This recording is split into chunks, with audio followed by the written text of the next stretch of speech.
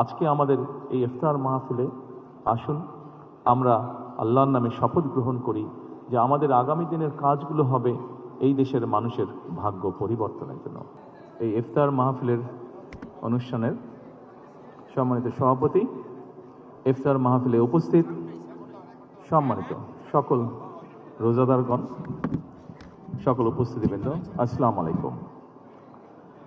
প্রথমে আমি বাংলাদেশ জামাতে ইসলাম এবং তার নেতৃবৃন্দকে আন্তরিকভাবে ধন্যবাদ জানাচ্ছি। আজকে আমাকে, আমার সাথে আমার নেতৃবৃন্দকে এবং আমার সাথে আমার সফর সঙ্গীবৃন্দকে এই ইফতার মাহফিলে দাওয়াত দেওয়ার জন্য।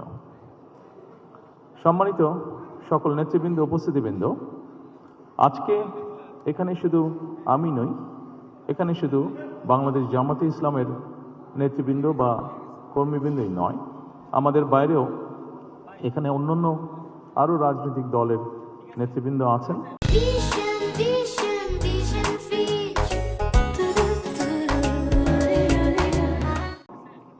এখানে আরও অন্যান্য সমাজের অন্যান্য বিভিন্ন স্তরের বিভিন্ন সম্মানিত ব্যক্তিবর্গ উপস্থিত আছেন আজকের এই ইফতার মাহফিলে।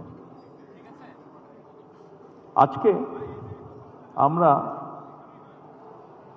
একটি গুরুত্বপূর্ণ সময় সকলে এখানে একত্রিত হয়েছি। দেশের একটি গুরুত্বপূর্ণ সময়। কিছুদিন আগে দেশে নির্বাচন হয়েছে। এই নির্বাচনের মাধ্যমে গণতন্ত্রের যাত্রা শুরু হয়েছে। যে গণতন্ত্রের জন্য বাংলাদেশের মানুষ প্রায় এক যুগেরও বেশি সময় ধরে অকাতরে জীবন দিয়েছে, বিভিন্ন অত্যাচার, নির্যাতন, গুম, খুনের শিকার হয়েছে।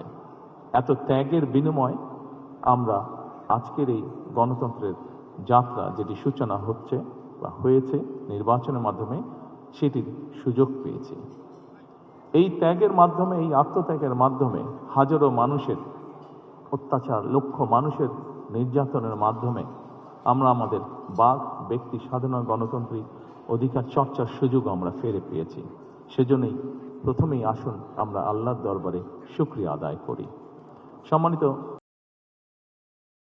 দেশের মানুষ আজকে অনেক প্রত্যাশা নিয়ে, অনেক আকাঙ্ক্ষা নিয়ে, অনেক আশা নিয়ে আমাদের সকলের দিকে তাকিয়ে আছে, বিশেষ করে রাজনৈতিক দলগুলোর দিকে তাকিয়ে আছে।